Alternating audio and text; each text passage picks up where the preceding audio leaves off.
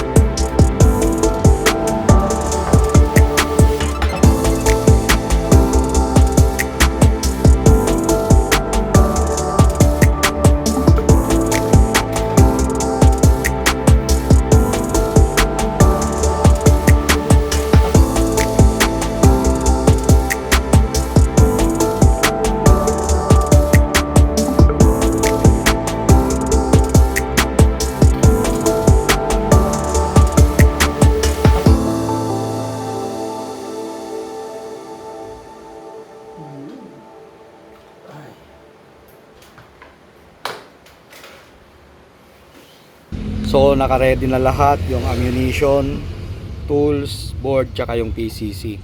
So tara sa range. So guys, andito na tayo sa range. Itatry ko na tong kwan. Yung hindi ko na zero noon na optic, ito yon. So napagana ko. So try natin. So baka hindi pa masyadong naka-zero to, kaya yun, i-try na natin.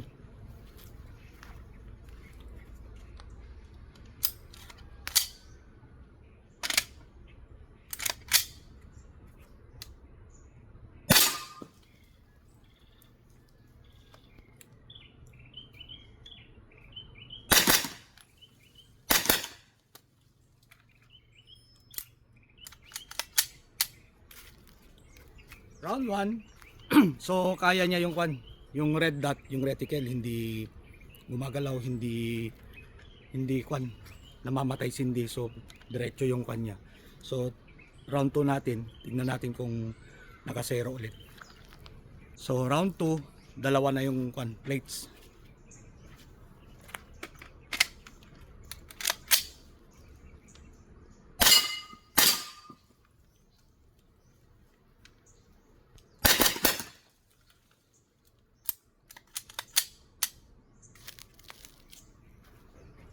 So ganun pa rin yung zero niya. So maganda pa rin yung zero. Hindi na mamatay sindi yung kwan, yung reticle or ano.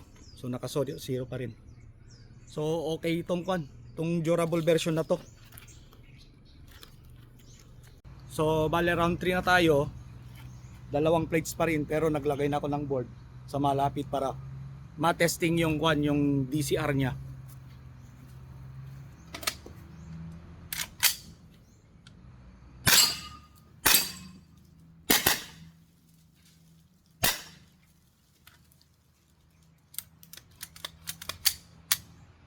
Yun. Pati yung DCR gumagana. So round 4 na tayo.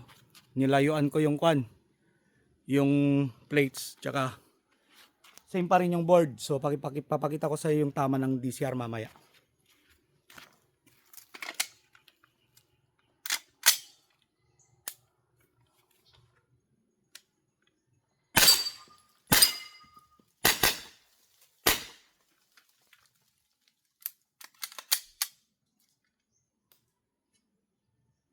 Ayos.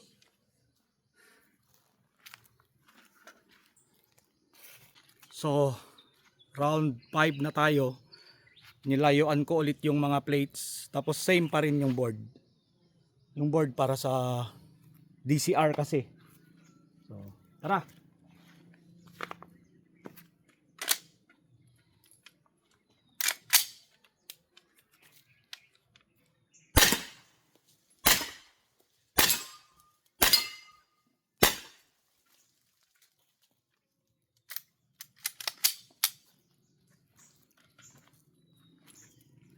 So round 6, same pa rin yung layo, tapos yung ano, board, same pa rin yung lapit para sa DCR. Let's go!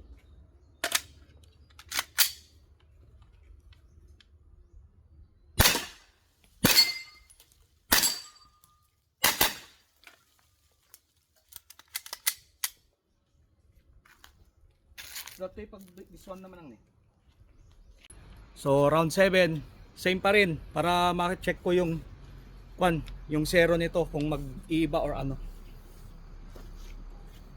Same pa rin. Ganon pa rin yung distance pati yung kwan para sa DCR. Game.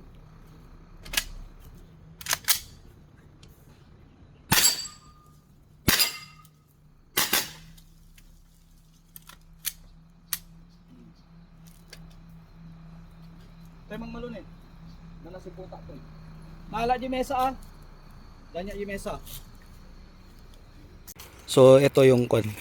Ito yung distance nung para sa DCR. So ganito lang. Hindi ko alam, mga 3 meters yata to or ano, 2 meters. So ito. Ito yung tama ng DCR. So itong dalawa dito.